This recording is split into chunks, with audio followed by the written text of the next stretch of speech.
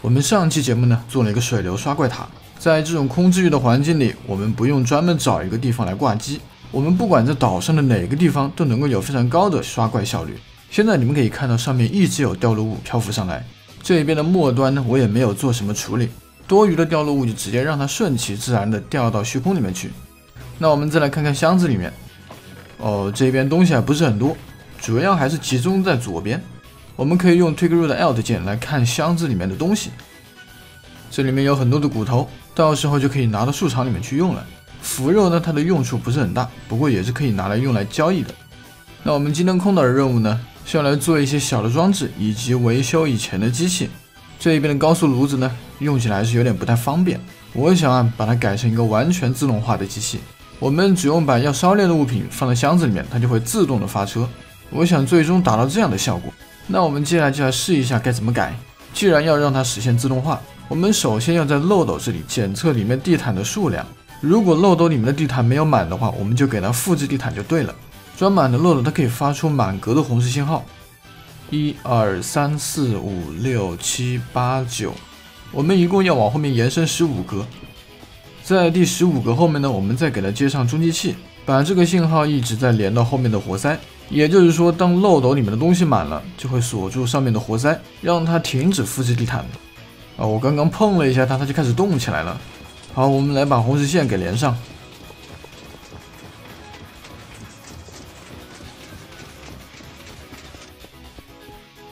哎呀，停了！刚刚应该是红石粉把它更新了一下。好，我们再让它动起来，因为我们还要测试一下这个逻辑，让它装满到最后一个漏斗来看看。里面有54，还差10个。好，满了啊！再到这后面来看一下这个活塞是不是被锁住了。好的，两边都没有问题。这个炉子后面呢，要先来扩宽一块地，我们等一下才好来放下电路。这上面我稍微做了一下改动，给它放了一个探测铁轨。当矿车从这里走过去的时候，它会发出一次红石信号。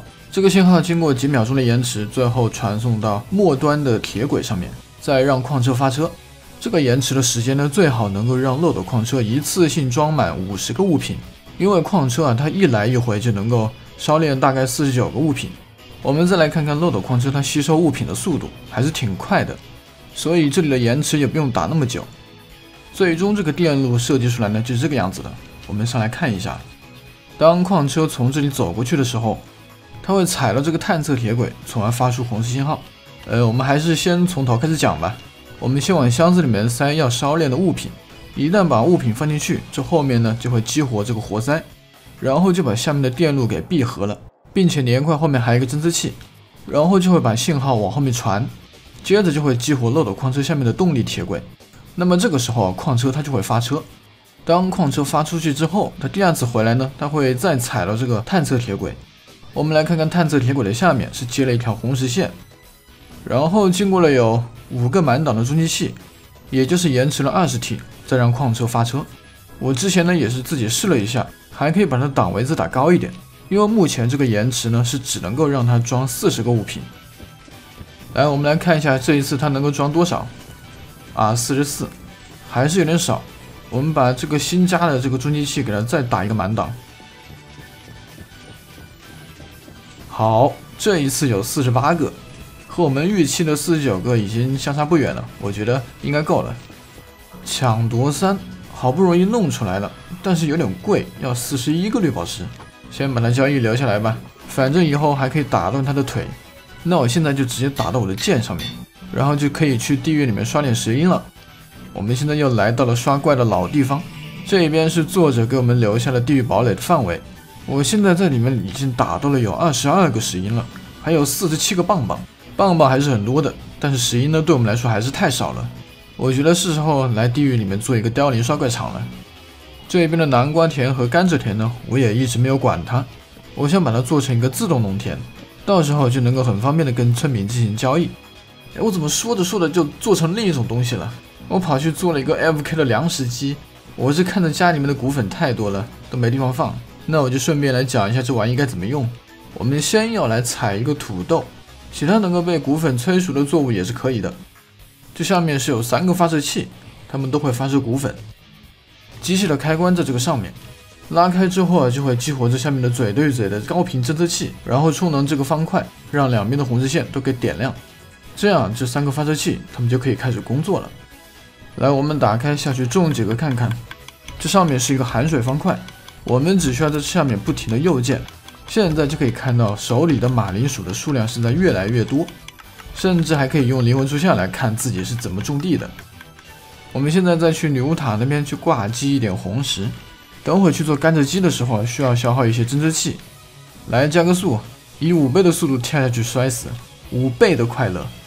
哎呦，我都忘了需要在下面捡，我以为下面有收集的装置。刚刚在女巫塔那边刷了大概有4组的红石，不多也不少吧，但是拿来做侦测器是够用了。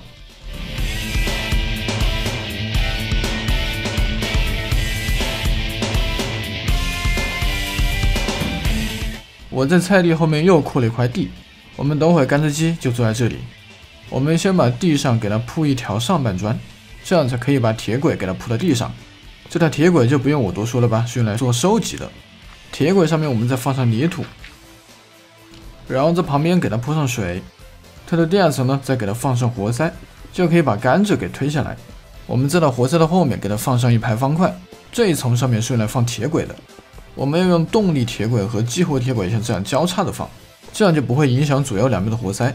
如果下面的铁轨全都用一种的话，这样的甘蔗机它就容易出故障。好，最后我们再放上侦测器，我们把玻璃全都盖满之后就可以来测试一下。就比如我们在这里模拟一下它长高的情况，只要它长得有3格高，就会被活塞给推下来。卸货装置呢也很简单，我们以前也做过很多次，这里我们就简单的过一遍。好，插个火把来防一下刷怪。